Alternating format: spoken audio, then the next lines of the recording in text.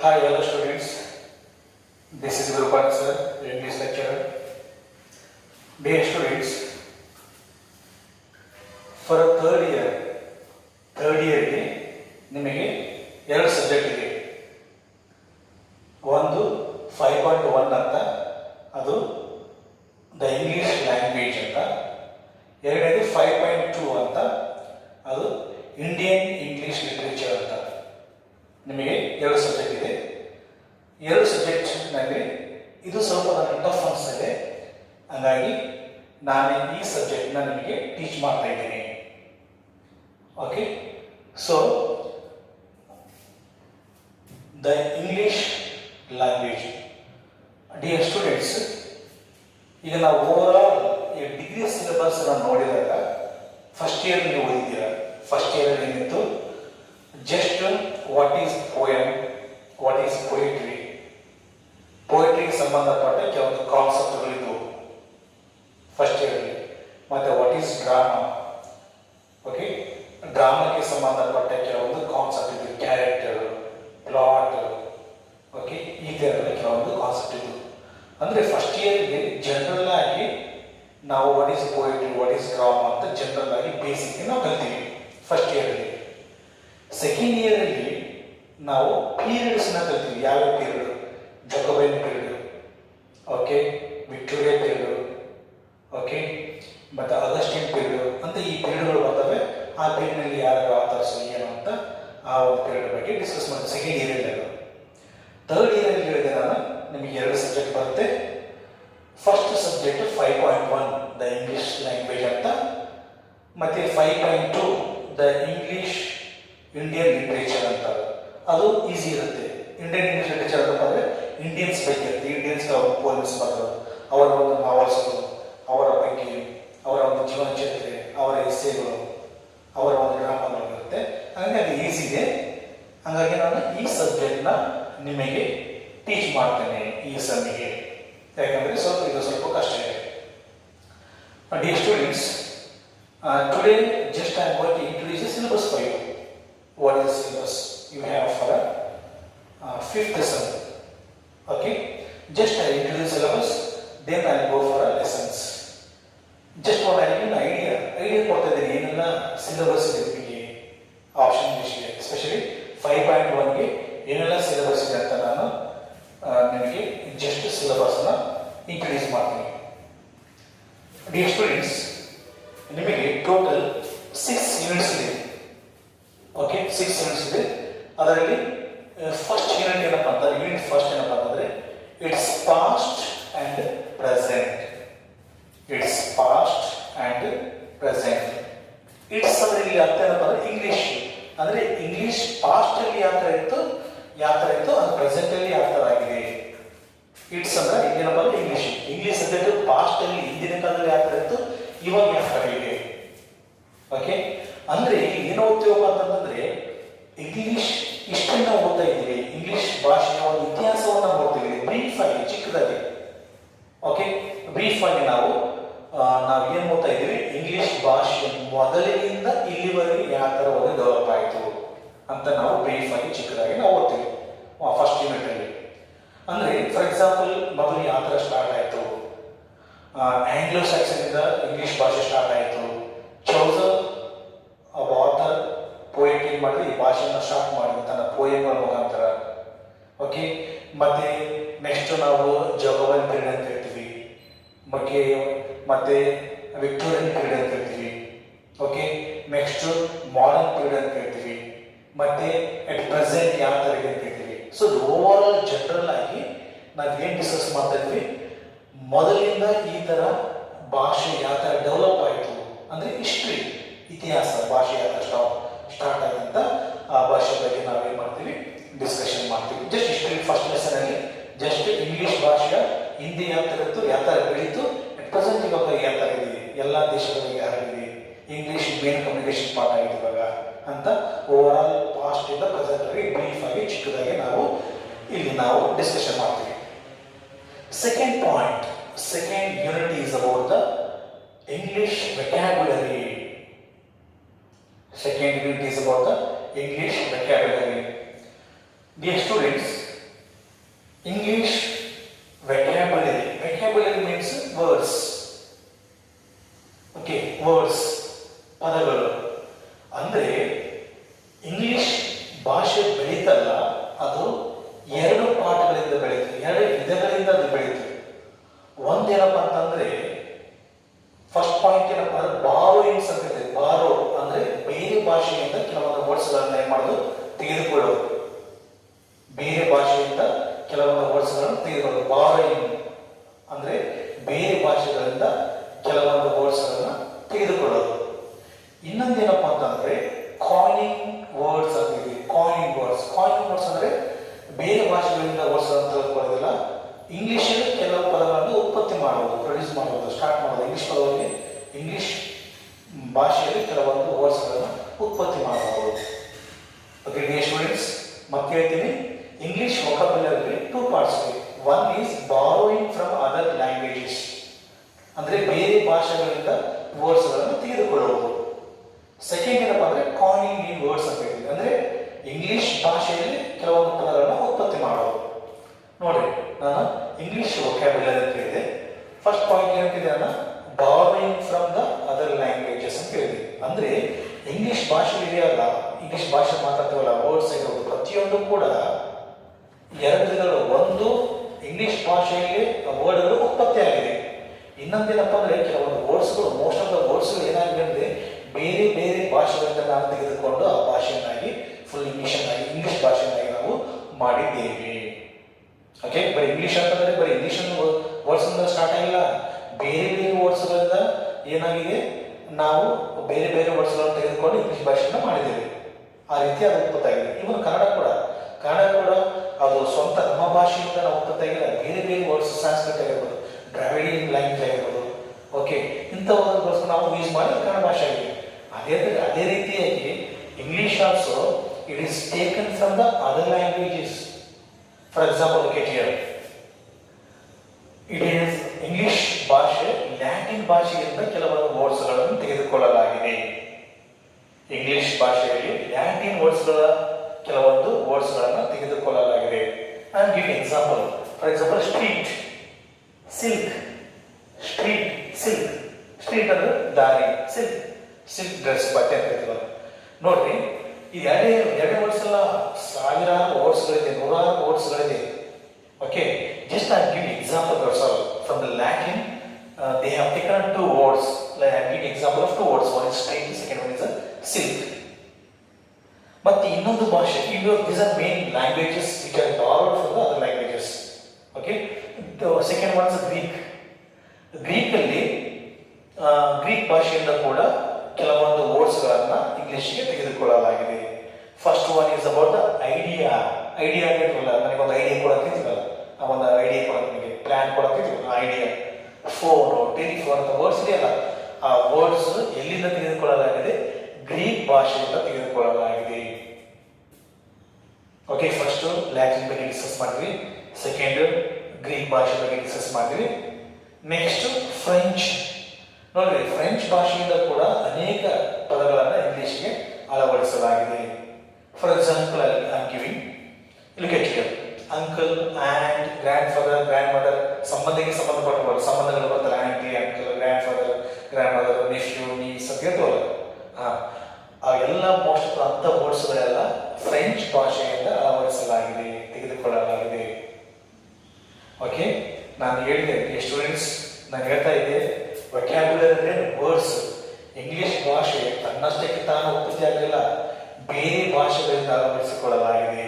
Example, Latin, Greek and French, main important is languages, ಅಲ್ಲಿಂದ ಅಳವಡಿಸಿಕೊಳ್ಳಲಾಗಿದೆ.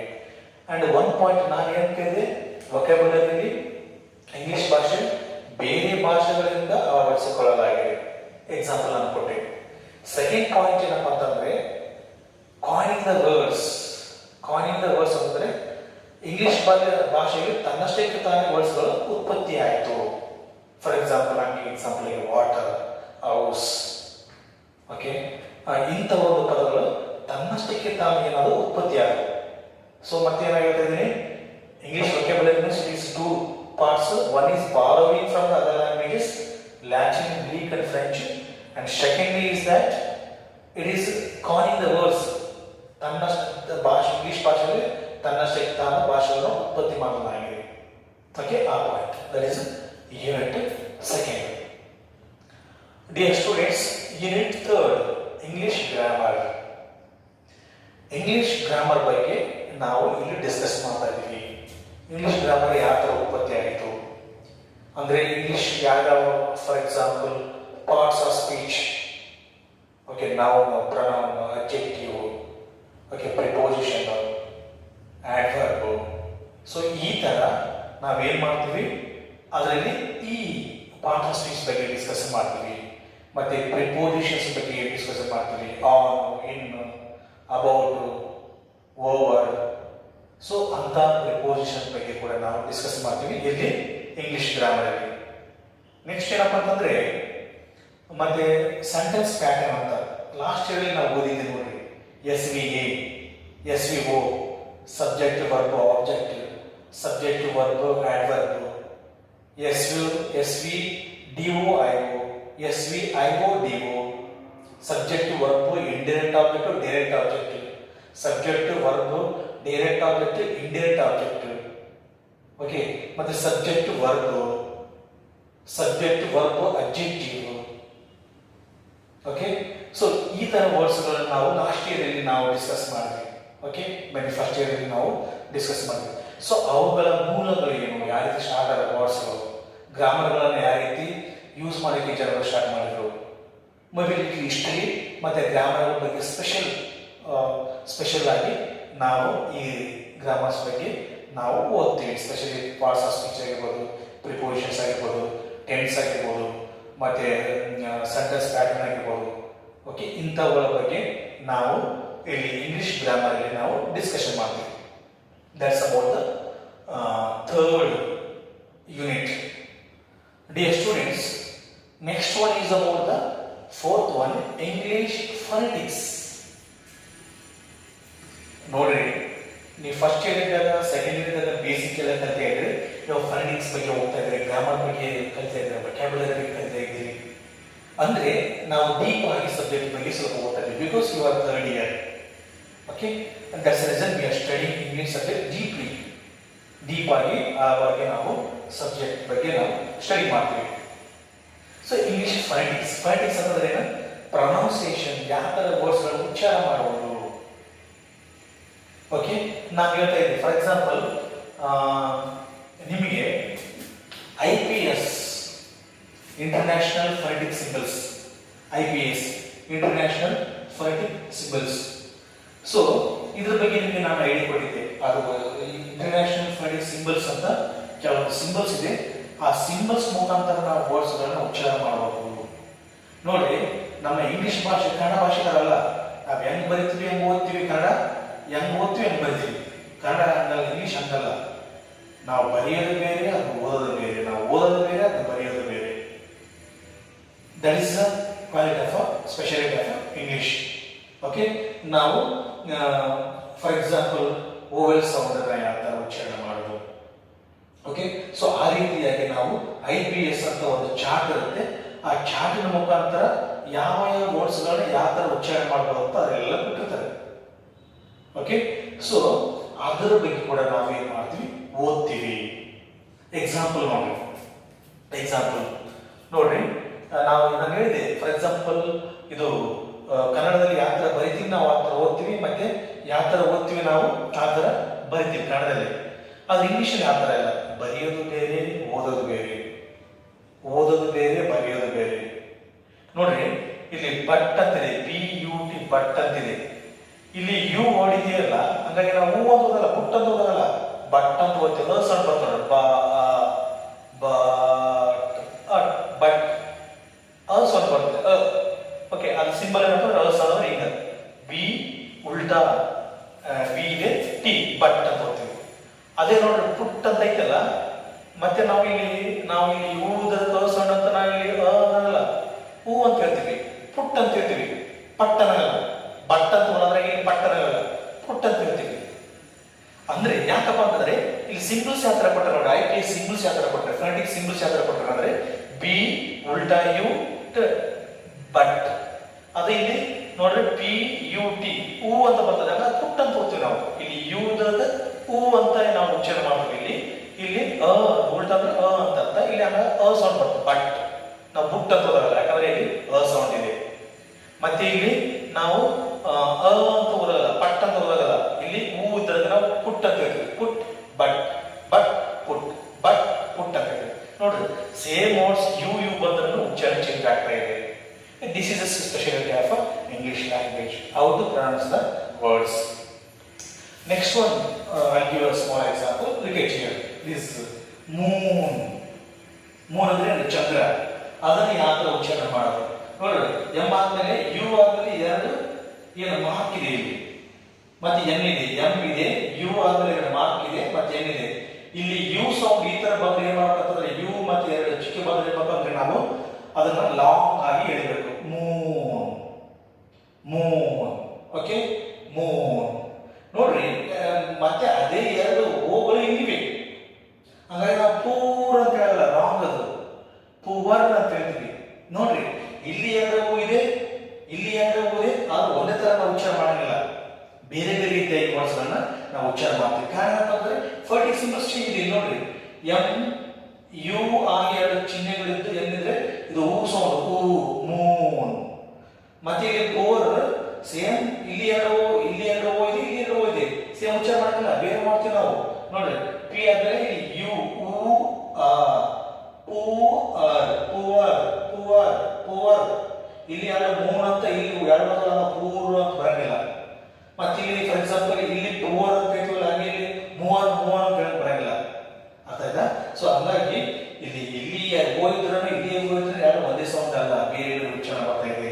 ಯಾಕಂದ್ರೆ ಇದು ಫೋನೆಟಿಕ್ ಸಿಂಬಲ್ಸ್ ಗಳಲ್ಲ, ನಾವು ಬರ್ದಿರಲ್ಲ ಪ್ಯಾಕೆಟ್ ಒಳಗಡೆ, ಇದೆಲ್ಲ ಫೋನೆಟಿಕ್ ಸಿಂಬಲ್ಸ್. ಎಂ ಯು ಎರಡು ಚುಕ್ಕೆ ಇದೆ, ಎನ್ ಮೂನ್ ಆಗುತ್ತೆ, ಮೂನ್. ಓಕೆ, ಮತ್ತೆ ಇಲ್ಲಿ ಸೇಮ್ ಎರಡು ಹೋಗಿದ್ರೆ ಕೂಡ ನಾವು ಪೂರ್ ಅಂತ ಹೇಳಲ್ಲ, ಯಾಕಂದ್ರೆ ಇಲ್ಲಿ ಮೂನ್ ಅಂತ ಹೇಳ್ತೀವಿ, ಹಂಗಾಗಿ ಇಲ್ಲಿ ಪೂರ್ ಅಂತ ಹೇಳಬೇಕು, ಹಂಗಲ್ಲ. ಇಲ್ಲಿ ಸಿಂಬಲ್ಸ್ ಏನ್ ಬರ್ತದೆ, ಪಿ ಆದ್ಮೇಲೆ ಯು ಬರ್ತಾ ಇದೆ, ಇಲ್ಲಿ ಏನ್ ಬರ್ತಾ ಇದೆ, ಪೂ ಪೂವರ್ ಪೂವರ್ ಪೂವರ್ ಅಂತ ಹೇಳ್ತೀವಿ. ನೋಡ್ರಿ ಈ ತರ ವರ್ಡ್ಸ್ ಗಳನ್ನ ಯಾವ ತರ ಉಚ್ಚಾರ ಮಾಡಬೇಕಂತ ನಾವು ಈ ಎಸ್ಪೆಷಲಿ ಯಾವ ಟಾಪಿಕ್ ಅಲ್ಲಿ ಯೂನಿಟ್ 4 ಅಲ್ಲಿ ನಾವು ಕಲಿತೀವಿ.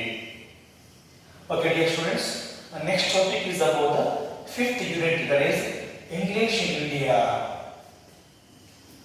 ಇಲ್ಲಿ ಜನರಲ್ ಆಗಿ ನಾವು ಏನ್ ಮಾಡ್ತೀವಿ, ಹಿಸ್ಟ್ರಿನ ಓದ್ತೀವಿ. ಹಿಸ್ಟ್ರಿ ಭಾರತದಲ್ಲಿ ಇಂಗ್ಲಿಷಿನ ಒಂದು ಇತಿಹಾಸ ಯಾವಾಗ ಸ್ಟಾರ್ಟ್ ಆಯ್ತು, ಬ್ರಿಟಿಷರಿದ್ದಾಗ ಈ ಒಂದು ಭಾಷೆ ಸ್ಟಾರ್ಟ್ ಆಯಿತು. ಅವರು ತಮ್ಮ ಅನುಕೂಲಕ್ಕೋಸ್ಕರ ಈ ಭಾಷೆಯನ್ನು ಸ್ಟಾರ್ಟ್ ಮಾಡಿದ್ರು.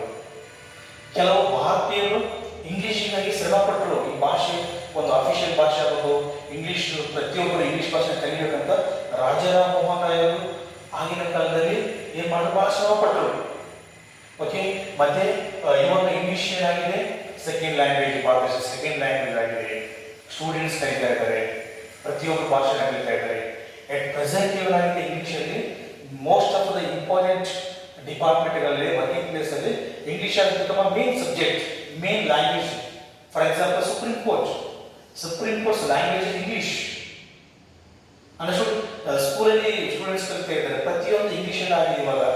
ಓಕೆ, ಪ್ರತಿಯೊಂದು ಇನ್ಫಾರ್ಮೇಶನ್ ಇಂಗ್ಲಿಷ್ ಅಲ್ಲಿ ಬರ್ತಾ ಇದೆ, ಪ್ರತಿಯೊಬ್ಬರು ಇಂಗ್ಲಿಷ್ ಅಲ್ಲಿ ಮಾತಾಡ್ತಿದ್ದಾರೆ, ಬಿಸಿನೆಸ್ ಇಂಗ್ಲಿಷ್ ಅಲ್ಲಿ ನಡೀತಾ ಇದೆ. ಓಕೆ, ಪ್ರತಿಯೊಂದು ಕಮ್ಯುನಿಕೇಶನ್ ಇಂಗ್ಲಿಷ್ ನಡೀತಾ ಇದೆ. ಇವಾಗ ಇಂಗ್ಲಿಷಿನ ಪ್ರತಿಯೊಂದು ಕೂಡ ಇಂಗ್ಲಿಷ್ ಅಲ್ಲಿ ನಡೀತಾ ಇದೆ ಅಂತ ಹೇಳ್ಬೋದು. ಇಂಗ್ಲಿಷ್ ಭಾಷೆ ಪ್ರತಿಯೊಂದು ರಾಜ್ಯಕ್ಕೆ ಹರಡಿದೆ. ಓಕೆ, ಇಡೀ ದೇಶದಲ್ಲೇ ಹರಡಿದೆ, ಪ್ರತಿಯೊಬ್ಬರು ಇಂಗ್ಲಿಷಲ್ಲೇ ಮಾತಾಡ್ತಾರೆ. ಓಕೆ, ಸೊ ಹಂಗಾಗಿ ಇಂಗ್ಲಿಷಿನ ಒಂದು ಇಂಪಾರ್ಟೆನ್ಸ್ ಏನು ನಮ್ಮ ಭಾರತ ದೇಶದಲ್ಲಿ, ಅದರ ಮಹತ್ವ ಏನಂತ ನಾವು ಈ ಒಂದು ಲೆಸನ್ ಅಲ್ಲಿ ಓದ್ತೀವಿ. ಯಾವುದು, English in India, most history, ಅದರ ಮಹತ್ವ ಏನು. ಓಕೆ, ಸೊ ಅದರ ಬಗ್ಗೆ ನಾವು 5th ಟಾಪಿಕ್ ಅಲ್ಲಿ ನಾವು ಓದ್ತೀವಿ. And dear students, last one, that is gender and English language.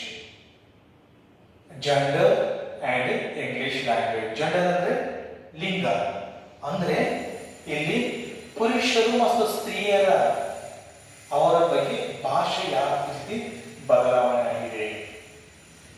Okay, ಸ್ತ್ರೀಯರಿಗೆ ಪುರುಷರಿಗೆ ಒಂದು ಭಾಷೆ ಯಾವ ರೀತಿ ಬದಲಾವಣೆ ಆಗಿದೆ.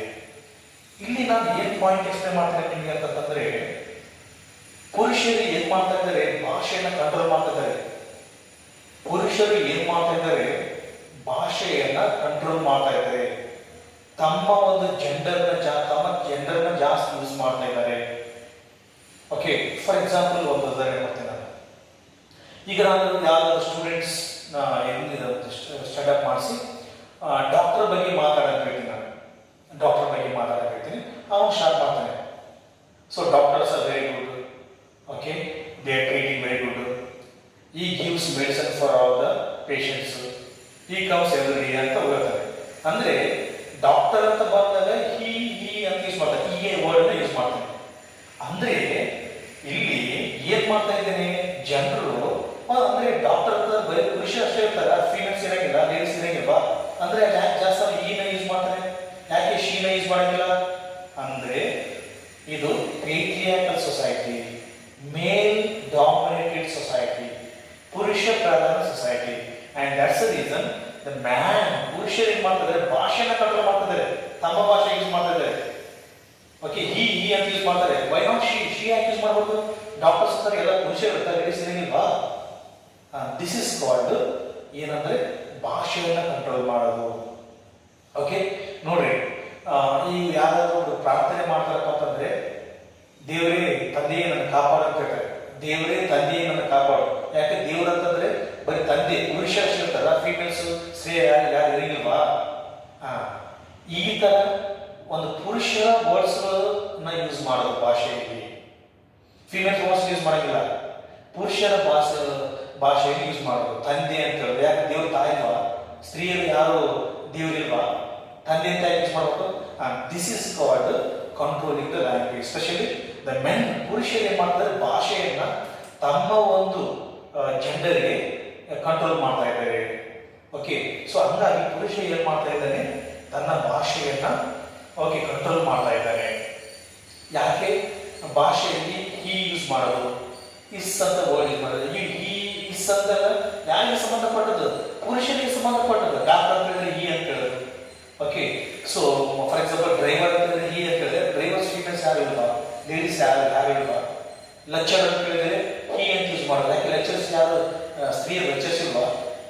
ಸೊ ಇದನ್ನ ನಾವು ಏನಂತ ಹೇಳ್ತೀವಿ, ಭಾಷೆಯನ್ನ ಕಂಟ್ರೋಲ್ ಮಾಡಿರ್ತಾರೆ. ಏನ್ ಮಾಡಿ, ಜೆಂಡರ್ ಅಂದ್ರೆ ಲಿಂಗ, ಅಂದ್ರೆ ಪುರುಷರು ಭಾಷೆಯನ್ನು ಏನ್ ಮಾಡ್ತಾರೆ, ಕಂಟ್ರೋಲ್ ಮಾಡ್ತಾ ಇದ್ದಾರೆ. ಅಂದ್ರೆ ನಾವ್ ಏನ್ ಮಾಡ್ಬೇಕಪ್ಪ ಅಂತಂದ್ರೆ ಇಲ್ಲಿ ಈಕ್ವಾಲಿಟಿ ಎಂಬುದು ಇರ್ಬೇಕು. ಬರೀ ಡಾಕ್ಟರ್ ಅಂದ್ರೆ ಈ ಅಲ್ಲ, ಶಿ ಕೂಡ. ಅಂದ್ರೆ ನಾವು ಜನರಲ್ ವರ್ಡ್ಸ್ ಯೂಸ್ ಮಾಡ್ಬೇಕು. ನಾವು ಶಿ ಅಂತ ಯೂಸ್ ಮಾಡ್ಬೋದು, ಹಿ ಅಂತ ಯೂಸ್ ಮಾಡ್ಬೋದು. General doctors are very good, they are working very well, they treat the patients nicely. ಅಂದ್ರೆ ದೇ ಅಂತ ಜನರಲ್ ಯೂಸ್ ಮಾಡ್ಬೇಕು, ಹಿ ಅಂತ ಯೂಸ್ ಮಾಡಬಾರ್ದು. ಓಕೆ, ಅಂದ್ರೆ ನಾವು ಏನ್ ಮಾಡ್ತೀವಿ, ಪುರುಷರು ಈ ಒಂದು ಜಗತ್ತಿನಲ್ಲಿ ಸ್ತ್ರೀಯರನ್ನ ಡಾಮಿನೇಟ್ ಮಾಡ್ತಾ ಇದ್ದೀವಿ, ಈ ವರ್ಡ್ಸ್ ಯೂಸ್ ಮಾಡಬೇಕು ಅಂತ. ಹಂಗಾಗಿ ಈಕ್ವಲ್ ಆಗಿ ನಾವು ಯೂಸ್ ಮಾಡಬೇಕು.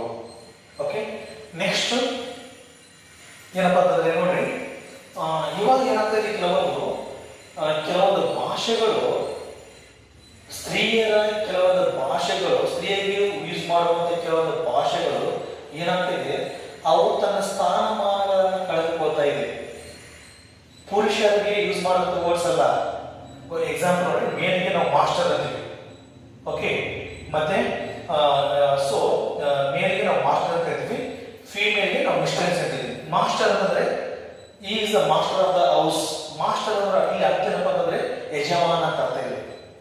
ಆಗಿನ ಕಾಲದಿಂದ ಮನೆಯ ಯಜಮಾನಿಗೆ ಮಾಸ್ಟರ್ ಅಂತ ವರ್ಡ್ಸ್ ಎಲ್ಲ ಯೂಸ್ ಮಾಡ್ತೀವಿ. ಈಗ ಕೂಡ ಮಾಸ್ಟರ್ ಏನಪ್ಪ ಅಂತಂದ್ರೆ, ಇದು ಮಾಸ್ಟರ್ ಅನ್ನೋ ವರ್ಡ್ಸ್ ಚೇಂಜ್ ಇಲ್ಲ. ಮಾಸ್ಟರ್ ಅಂದ್ರೆ ಯಜಮಾನ ಅಂತ ಅರ್ಥ. ಈ ಕೂಡ ಈಸ್ ಮಾಸ್ಟರ್ ಅಂತಂದ್ರೆ, ಇಲ್ಲಿ ಮಾಸ್ಟರ್ ನಾವು ಟೀಚರ್ ಅಂತ, ಆ ಟೀಚರ್ ಒಂದಲ್ಲ, ಇಲ್ಲಿ ಮಾಸ್ಟರ್ ಅರ್ಥ ಏನಪ್ಪ ಅಂದ್ರೆ ಯಜಮಾನ ಅಂತ ಅರ್ಥ. ಇಲ್ಲಿ ನೋಡ್ರಿ, ಆಗಿನ ಕಾಲದಲ್ಲಿ ಯಜಮಾನ ಪುರುಷರಿಗೆ ನಾವು ಏನಂತ ವರ್ಡ್ಸ್ ಯೂಸ್ ಮಾಡ್ತೀವಿ, ಮಾಸ್ಟರ್ ವರ್ಡ್ ಅಂತ ಯೂಸ್ ಮಾಡ್ತಾ ಇದ್ವಿ. ಇಲ್ಲಿ ಸ್ತ್ರೀಯರಿಗೆ ಆಗಿನ ಕಾಲದಿಂದ ನಾವು ಏನಂತ ವರ್ಡ್ ಯೂಸ್ ಮಾಡ್ತೀವಿ, ಮಿಸ್ಟ್ರೆಸ್ ಅಂತ ವರ್ಡ್ ನಾವು ಯೂಸ್ ಮಾಡ್ತಾ ಇದ್ವಿ. ಸೊ ಇಲ್ಲಿ ಮಿಸ್ಟ್ರೆಸ್ ಮೀನಿಂಗ್ ಏನಪ್ಪಾ ಅಂತಂದ್ರೆ, ಇಲ್ಲಿ ಯಜಮಾನಿ ಅಂತ ಅರ್ಥ. ಯಜಮಾನಿ ಮನೆ ಯಜಮಾನಿಗೆ ಆಗಿನ ಕಾಲದಿಂದ ಮಾಸ್ಟರ್ ಅಂತ ವರ್ಡ್ಸ್ ಅಂತ ಯೂಸ್ ಮಾಡ್ತೀವಿ. ಈಗಲೂ ಕೂಡ ಮಾಸ್ಟರ್ ಅಂತ ಹೇಳ್ತಾರೆ. ಮತ್ತೆ ಫೀಮೇಲ್ಸ್ಗೆ ಆಗಿನ ಕಾಲದಲ್ಲಿ ಮಿಸ್ಟ್ರೆಸ್ ಅಂತ ಹೇಳ್ತಾರೆ. ಮಿಸ್ಟ್ರೆಸ್ ಅಂದ್ರೆ ಯಜಮಾನಿ ಅಂತ ಹೇಳ್ತಾರೆ. ಈಗ ಇದು ವರ್ಡ್ ಮೀನಿಂಗ್ ಚೇಂಜ್ ಆಗಿದೆ. ಚೇಂಜ್ ಆಗಿದೆಯಪ್ಪ ಅಂತಂದ್ರೆ ಮಿಸ್ಟ್ರೆಸ್ ಅಂದ್ರೆ ಏನಪ್ಪ ಅಂದ್ರೆ ಇಲ್ಲಿ ವೈಫ್ ಅಂತ ಮೀನಿಂಗ್ ಬಂದ್ಬಿಟ್ಟಿದೆ. ಇಲ್ಲಿ ಯಜಮಾನಿ ಅಂತ ಅಲ್ಲ, ವೈಫ್ ಅಂತ ಮೀನಿಂಗ್ ಬಂದ್ಬಿಟ್ಟಿದೆ. ಫಾರ್ ಎಕ್ಸಾಂಪಲ್ ಗೋವಿಂದರಾಜ್ ಮಿಸ್ಟ್ರೆಸ್ ಯಾರಪ್ಪ ಅಂತಂದ್ರೆ ಗೀತಾ. ಗೋವಿಂದರಾಜನ ಮಿಸಸ್ ಹೆಸರಿನ ಮಿಸ್ಟ್ರೆಸ್ ಯಾರು ಅಂದ್ರೆ ಗೀತಾ. ಅಂದ್ರೆ ಇಲ್ಲಿ ಮಿಸ್ಟ್ರೆಸ್ ಅಂಬೋದು ಯಜಮಾನಿ ಮೀನಿಂಗ್ ಅಂತ ಬರ್ತಾ ಇದೆ, ಇಲ್ಲಿ ಅವನ ಹೆಂಡತಿ ಅಂತ ಬರ್ತಾ ಇದೆ. ಅಂದ್ರೆ ಏನಾಗಿದೆ, ತನ್ನ ಸ್ಥಾನಮಾನವನ್ನು ಕಳೆದುಕೊಂಡಿದೆ. ಓಕೆ, ಫಾರ್ ಎಕ್ಸಾಂಪಲ್ ಗೋವಿಂದರಾಜನ ಮಿಸ್ಟ್ರೆಸ್ ಯಾರು ಗೀತಾ ಅಂತ ಹೇಳ್ತೀವಿ. ಇಲ್ಲಿ ಗೀತನ ಮಾಸ್ಟರ್ ಯಾರು ಅಥವಾ ಇಲ್ಲ ಅಂದ್ರೆ ಬೋರ್ಡ್ ಚೇಂಜ್ ಆಗಿಲ್ಲ. ಇಲ್ಲಿ ಗೀತನ ಮಾಸ್ಟರ್ಸ್ ಯಾರು ಅಂತ ಅಥವಾ ಅನ್ನಂಗಿಲ್ಲ. ಇಲ್ಲಿ ಅಂತೂ ಫಾರ್ ಎಕ್ಸಾಂಪಲ್ ಗೋವಿಂದನ ಮಿಸ್ಟ್ರೆಸ್ ಯಾರು ಅಂತ ಹೇಳ್ತೀವಿ. ಮಿಸ್ಟ್ರೆಸ್ ಇಲ್ಲಿ ವೈಫ್ ಅಂದ್ರೆ ಇಲ್ಲಿ ಸ್ಥಾನಮಾನವನ್ನು ಕಳೆದುಕೊಳ್ತಾರೆ. ಇಲ್ಲಿ ಸ್ಥಾನಮಾನ ಕಳೆದುಕೊಂಡಿಲ್ಲ. ಮಾಸ್ಟರ್ ಯಜಮಾನ. ಇಲ್ಲಿ ಮೊದಲ ಕಾಲದಲ್ಲಿ ಮಿಸ್ಟ್ರೆಸ್ ಅಂದ್ರೆ ಮನೆ ಯಜಮಾನಿ ಅಂತ ಮೀನಿಂಗ್ ಇತ್ತು. ಇಲ್ಲಿ ಚೇಂಜ್ ಆಗಿದೆ ಇವಾಗ. ಇಲ್ಲಿ ಮೀನಿಂಗ್ ಏನಪ್ಪ ಅಂದ್ರೆ ಯಜಮಾನಿ ಅಲ್ಲ ವೈಫ್ ಅಂತ. ನೋಡಿ ಯಾವ ತರ ಚೇಂಜ್ ಆಗಿದೆ ಅಂದ್ರೆ ಪುರುಷರಿಗೆ ಸಂಬಂಧಪಟ್ಟ ವರ್ಡ್ಸ್ಗಳು ಚೇಂಜ್ ಆಗಿಲ್ಲ, ಅದರ ಸ್ಥಾನಮಾನಗಳು ಅದರ ಗೌರವ ಚೇಂಜ್ ಆಗಿಲ್ಲ. ಪುರುಷರ ಒಂದು ವರ್ಡ್ಸ್ಗಳು ಸ್ತ್ರೀಯರ ಒಂದು ವರ್ಡ್ಸ್ಗಳು ಏನಾಗಿದೆ, ಅದರ ಸ್ಥಾನಮಾನವನ್ನು ಕಳೆದುಕೊಳ್ತಾ ಇದೆ. ಮೊದಲು ಯಜಮಾನ ಅಂತಿತ್ತು ಮಿಸ್ಟ್ರೆಸ್ ಅಂದ್ರೆ, ಇವಾಗ ಇಲ್ಲ ವೈಫ್ ಆಗಿದೆ. ಅಂದ್ರೆ ಅದು ಯಾಕೆ ಮೀನಿಂಗ್ ಚೇಂಜ್ ಆಗ್ತಾ ಇದೆ, ಯಾಕೆ ಈಕ್ವಲ್ ಆಗಿಲ್ಲ, ಯಾಕೆ ಸಮಾನ ಆಗಿಲ್ಲ, ಯಾಕೆ ಜನರಿಗೆ ಈ ತರ ತಾರತಮ್ಯ ಭೇದ ಭಾವ? Why there is a discrimination between male and female in between the languages? Why every time you use he only? Why not she? Okay, why there is a ಯಾಕೆ ಈ ಭಾಷೆ ಸ್ಪೆಷಲಿ ಪುರುಷರ ಒಂದು ಭಾಷೆ ತನ್ನ ಸ್ಥಾನಮಾನವನ್ನು ಕಳೆದುಕೊಳ್ತಾ ಇಲ್ಲ, ಸ್ತ್ರೀಯರ ಭಾಷೆ ತನ್ನ ಸ್ಥಾನಮಾನ ಕಳೆದುಕೊಳ್ತಾ ಇದೆ? ಯಾಕೆ ಅದಾಗಬಾರ್ದು? ಆ ಮೀನಿಂಗ್, ಆ ಸ್ತ್ರೀಯರ ಒಂದು ಮೀನಿಂಗ್ ಕೂಡ ನಾವು ಅದೇ ರೀತಿ ಕಾಪಾಡ್ಕೊಂಡು ಬರ್ಬೇಕು, ಅದು ಸ್ಥಾನಮಾನವನ್ನು ಕಾಪಾಡ್ಕೊಂಡು ಬರ್ಬೇಕು. ನಾವು ಮೀನಿಂಗ್ ನ ಚೇಂಜ್ ಮಾಡಬಾರ್ದು. So this is our dear students, this is the syllabus for 5.2. Okay, I have explained it, but when I start the lessons now, each and every topic I start in detail. Okay, thank you dear students. When I start the next lesson, I will come with a different topic. Okay, thank you.